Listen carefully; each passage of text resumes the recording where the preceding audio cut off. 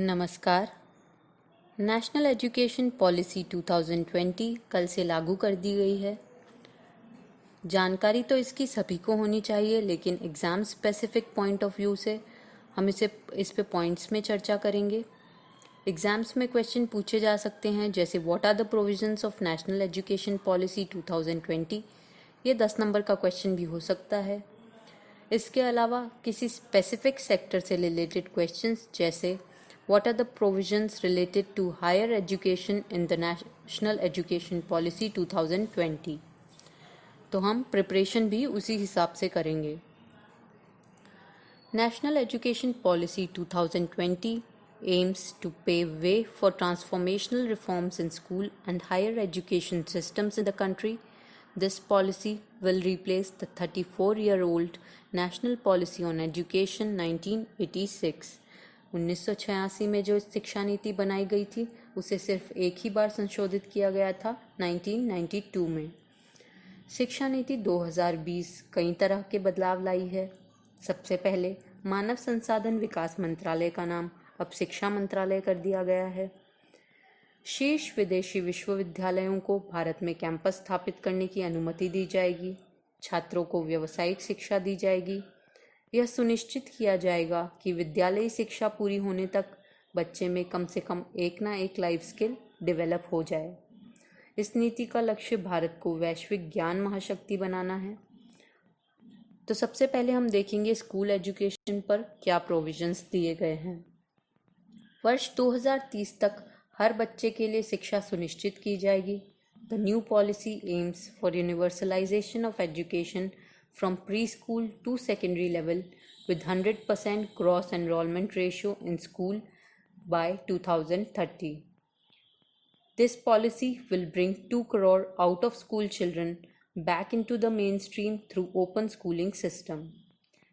स्कूली शिक्षा में जो मौजूदा संरचना है 10+2 की, उसे 5+3+3+4 से रिप्लेस किया जाएगा। The new curricular structure will be in correspondence with the ages 3 to 8 years, 8 to 11, 11 to 14 and 14 to 18 years respectively. This will bring the uncovered age group of 3 to 6 years under school curriculum, which has been recognized globally as the crucial stage for development of mental faculties of a child. The new system will have 12 years of schooling with 3 years of Anganwadi or preschooling. इसके अलावा बुनियादी शिक्षा के लिए foundational literacy और numeracy पर national mission शुरू किया जाएगा। Emphasis on foundational literacy and numeracy. There will be no rigid separation between academic streams, extracurricular activities and vocational streams in the schools. कक्षा 6 के बाद से ही वोकेशनल ट्रेनिंग शुरू कर दी जाएगी। Up to grade 5 teaching will be in mother tongue या regional language. No language will be imposed on any student. Assessment reforms with 360 degree holistic report card tracking student progress for achieving learning outcomes. बच्चों के report card में life skills को जोड़ा जाएगा। ये सुनिश्चित किया जाएगा कि विद्यालयी शिक्षा से निकलने के बाद हर बच्चे के पास कम से कम एक लाइफ स्किल हो। A new and comprehensive national curriculum framework for teacher education (NCFTE 2021) will be formulated in consultation with NCERT.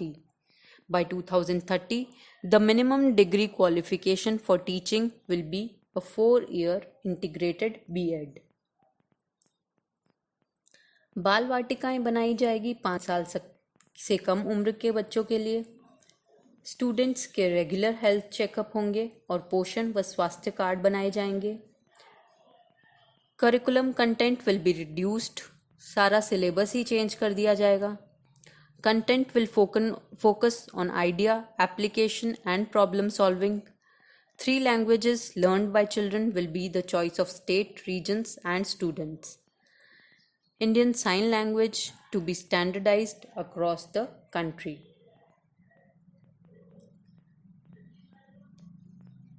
A national curricular and pedagogical framework for early childhood care and education for children up to the age of 8 will be developed by NCERT. NIOS to develop high-quality modules for Indian Sign Languages. NCC wings in secondary and higher secondary schools will be under Ministry of Defence. National Scholarship Portal for SC, ST, OBC, etc. will be expanded. School complexes will be used for adult education courses after school hours. Bagless days will be encouraged. School और उच्च शिक्षा प्रणाली के माध्यम से कम 50% शिक्षार्थियों को व्यावसायिक शिक्षा के लिए स्थानीय व्यावसायिक विशेषज्ञों जैसे बढ़ई, माली, कुम्हार, कलाकार आदि के साथ काम करना होगा। 6 से 8 से 10वीं तक की पढ़ाई के दौरान कुछ समय के लिए 10 दिन का बैगलेस पीरियड होगा। Bagless days will be encouraged. Dedicated unit for digital and online learning. Online education को और टेक्नोलॉजी को बहुत बढ़ावा दिया जाएगा। Free boarding facilities in Jawahar Navodaya Vidyalaya, pre school section in केंद्रीय विद्यालय। वैसे तो प्री स्कूल का फॉर्मेट एक्स्ट्रा ऐड कर दिया गया है तो ये सभी में होंगे। NIOS open schools to offer courses for grades 3, 5 and 8। इसके अलावा early childhood care and education curriculum to be carried out by ministry of human resource and development, जो अब शिक्षा मंत्रालय हो गया है, WCD and tribal affairs ministry. National testing agency to offer common entrance exam. Variable models for board exams, annual, semester, modular exams, ताकि तनाव को थोड़ा कम किया जा सके बोर्ड एग्जाम्स के। Tech based option for adult learning through apps and TV channels. शिक्षा यानी टीचिंग, लर्निंग और असेसमेंट में टेक्नोलॉजी को बढ़ावा दिया जाएगा। अब देखेंगे कि हायर एजुकेशन में क्या प्रोविजंस दिए गए हैं। Gross enrolment ratio in higher education to be raised to 50% by 2035. 3.5 crore new seats to be added in higher education. उच्च शिक्षा में मल्टीपल एंट्री और एग्जिट का विकल्प दिया जाएगा। 5 साल का कोर्स वालों को MPhil में छूट दी जाएगी।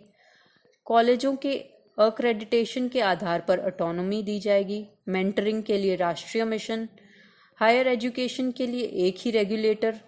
लीगल एवं मेडिकल एजुकेशन शामिल नहीं होगी, हालांकि इसमें सरकारी और प्राइवेट शिक्षा मानक समान किए जाएंगे। नेशनल रिसर्च फाउंडेशन की स्थापना होगी।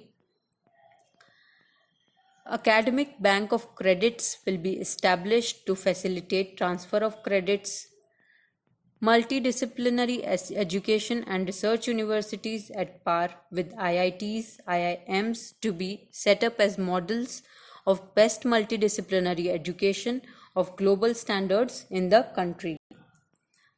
इसके अलावा National Research Foundation will be created as an apex body for fostering a strong research culture and building research capacity across higher education. HECI यानी Higher Education Commission of India will be set up as a single overreaching umbrella body for entire higher education excluding medical and legal education. HECI to have 4 independent verticals. इसके 4 स्वतंत्र कार्यक्षेत्र होंगे। नियमन के लिए राष्ट्रीय उच्चतर शिक्षा नियामक परिषद, मानक सेटिंग के लिए सामान्य शिक्षा परिषद, वित्त पोषण के लिए उच्च शिक्षा अनुदान परिषद और मान्यता के लिए राष्ट्रीय प्रत्यायन परिषद यानी NAC, national accreditation council.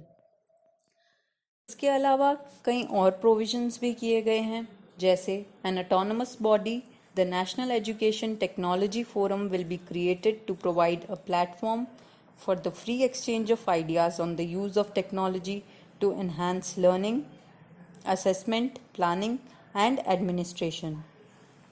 National Education Policy 2020 emphasizes setting up of Gender Inclusion Fund, special education zones for disadvantaged regions and groups. The new policy promotes multilingualism in both schools and higher education. National Institute for Pali, Persian, Prakrit, Indian Institute of Translation and Interpretation are to be set up. The center and the states will work together to increase the public investment in education sector to reach 6% of GDP at the earliest. अब हम देखेंगे कि इस policy के development के क्या phases थे. The national education policy has been formulated after an unprecedented process of consultation that involved nearly over 2 lakh suggestions from 2.5 lakh gram panchayats, 6,600 blocks, 6,000 ULBs and 676 districts. The MHRD यानी ministry of human resource and development, जो कि अब शिक्षा मंत्रालय अब हो गया है, पहले तो MHRD ही था, initiated an unprecedented collaborative, inclusive and highly participatory consultation from January 2015. 2 committees हैं, इनके नाम और इनके चेयरमैन प्लीज़ याद रखिएगा क्योंकि दोनों बहुत इंपॉर्टेंट है.